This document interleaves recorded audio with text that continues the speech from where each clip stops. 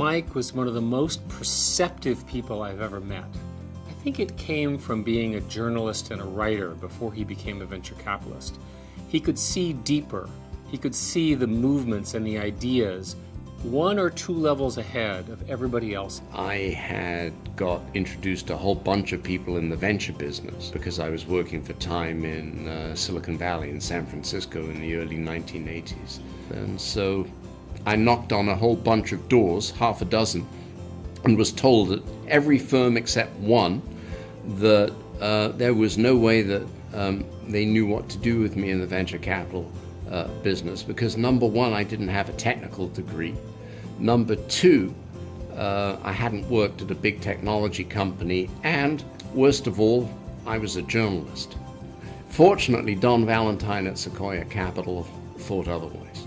Michael has had an incredible impact on Silicon Valley. He has been around some of the most important companies in Silicon Valley, such as Google, PayPal, and Yahoo, and LinkedIn. And even now, he's on the board of companies such as Stripe and Instacart that are going to change the way we do things. He is just very intrigued and interested at new things that are being invented and how can this change the world and how can things, be big and really impact as many people as possible.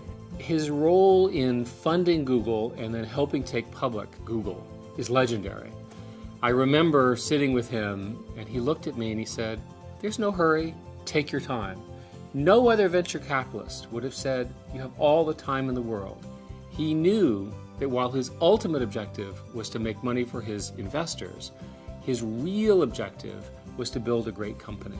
He was one of those people that I think has a highly intuitive gut sense. I think he understands all the analytics and he understands all the stuff that you might learn from textbooks. But for Mike, I think it's almost always about his gut feeling, his intuition. He's a really, really, really great listener. In our board meetings, he is listening. He's taking it all in. He really sits there and listens and sometimes speaks the least in the meeting, but when he does speak, it has the most impact.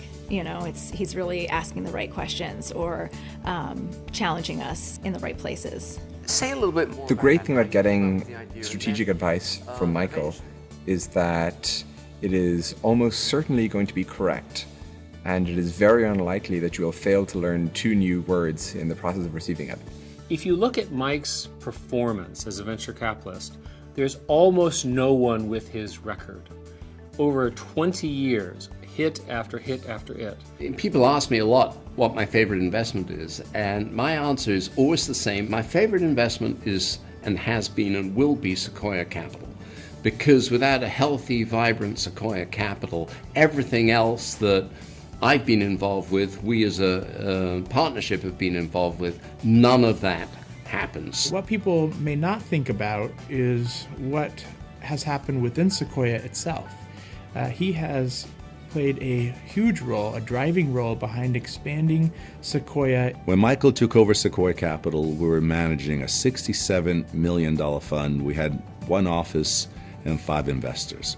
20 years later, we have multiple offices throughout the globe. At Sequoia, we're in the fortunate position of being able to choose the investors who become partners in our funds, and we have tilted it almost exclusively to not-for-profit entities. They are universities, hospitals, schools, healthcare philanthropies, so that the majority of the profits that we make from an investment go back to those not-for-profits. It could be for community efforts, it could be for homelessness or scholarships for education or for refugee and humanitarian relief, all manner of different good causes. And we have distributed over $10 billion back to those clients. And that would not occur without Mike Moritz's leadership.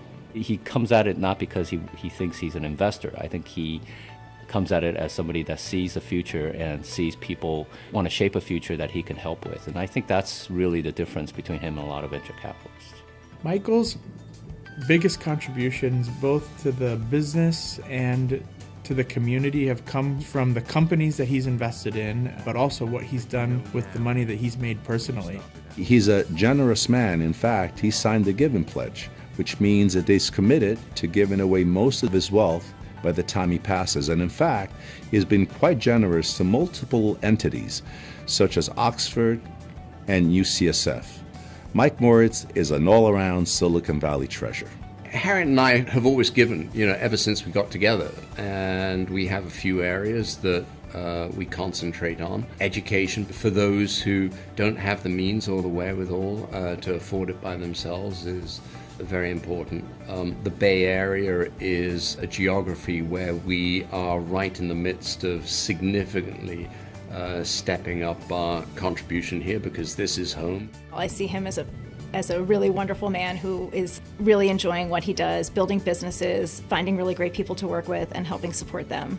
The hardest thing to do, I think, in any business, whether it's ours or a company that we invest in, is to be consistent. Thanks to work of previous generations, Sequoia flourished in the 70s and 80s, and it's done so in the last 30 years. And our job is to make sure that we remain as hungry and as vigilant and as curious in the next 10 or 20 years as we have in the past. And if we do that, and if we do it consistently, we'll be just fine.